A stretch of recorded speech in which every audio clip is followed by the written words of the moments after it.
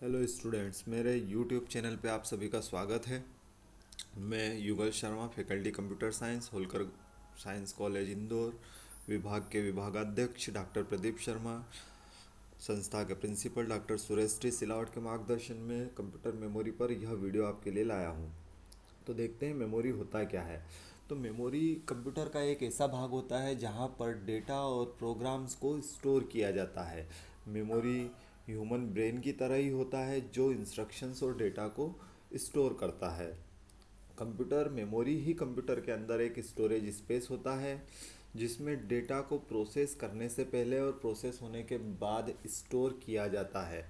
जो कंप्यूटर की मेमोरी होती है ये बहुत सारे स्मॉल पार्ट्स से मिलकर बनी होती है जिन्हें सेल्स कहा जाता है, और प्रत्येक सेल एक बिट को स्टोर करने में कैपेबल होती है। हर सेल का एक यूनिक एड्रेस होता है। फॉर एग्ज़ाम्पल, यदि हमारे पास कंप्यूटर 64K वर्ड्स का है तो यहाँ पर जो इसका एड्रेस होगा वो 0 से लेकर 65,535 तक होगा। यहाँ पर प्राइमरी मेमोरी को 3 भागों में डिवाइड किया गया है: कैश मेमोरी, प्राइमरी मेमोरी और सेकेंडरी मेमोरी।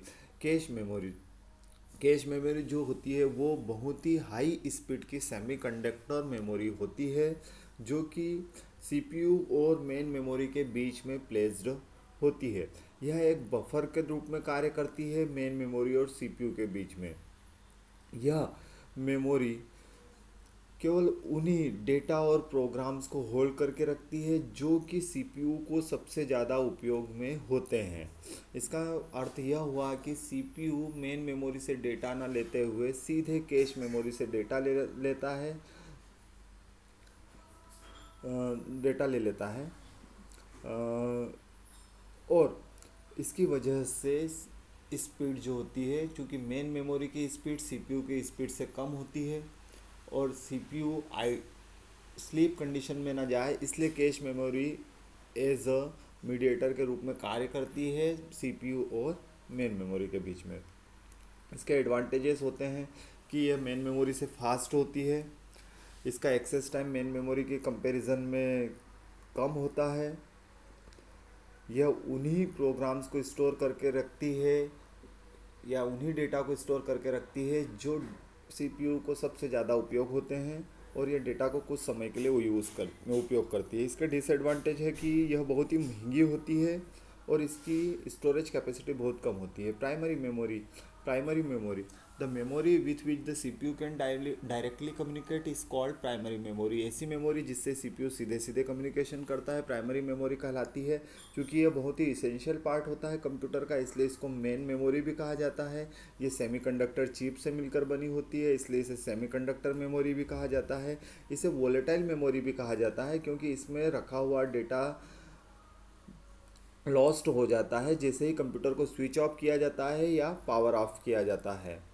ये ये दो प्रकार की होती है, रैम और रोम, जो हम अगले लेक्चर में बताएंगे कि रैम और रोम क्या होती है। इसकी कैरेक्टरिस्टिक्स देखें तो मैंने पहले ही बताया कि semiconductor memory, main memory, volatile memory के नाम से भी इसे जाना जाता है।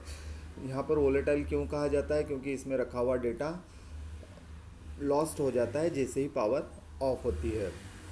सेकेंडरी मेमोरी से ये फास्टर होती है। सबसे बड़ी बात है कि कंप्यूटर को बिना प्राइमरी मेमोरी के रन नहीं किया जा सकता है। सेकेंडरी मेमोरी जो होती है इसे एक्सटर्नल मेमोरी या नॉन वोलेटाइल मेमोरी भी कहा जाता है। इसे परमानेंट मेमोरी भी कहा जाता है क्योंकि इसमें रखा हुआ डेटा लॉस नहीं होता है जैसे ही पावर ऑफ होता है। इसके अलावा ही इसे नॉन वोलेटाइल मेमोरी भी कहा जाता है।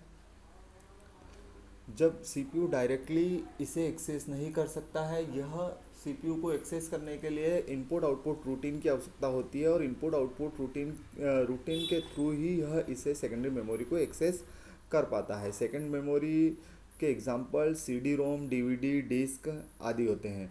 इसके कैरेक्टरिस्टिक्स अगर देखते हैं तो ये मैग्नेटिक मेमोरी हो सकती है, ऑप्टिकल मेमोरी भी हो सकती है। इसे बैकअप मेमोरी भी कहा जाता है क्योंकि इसमें रखा हुआ डेटा इरेज नहीं होता है। नॉन वोलेटाइल मेमोरी कहा जाता है, परमानेंट मेमोरी भी कहा जाता है। इसकी स्टोरेज कैपेसिटी जो होती है वो बहुत ज़्यादा होती है। हाँ, ये स्लोअर होती है प्राइमरी मेमोरी के, और कंप्यूटर कंप्यूटर सेकेंडरी मेमोरी के विदाउट भी रन कर सकता है। Thank you.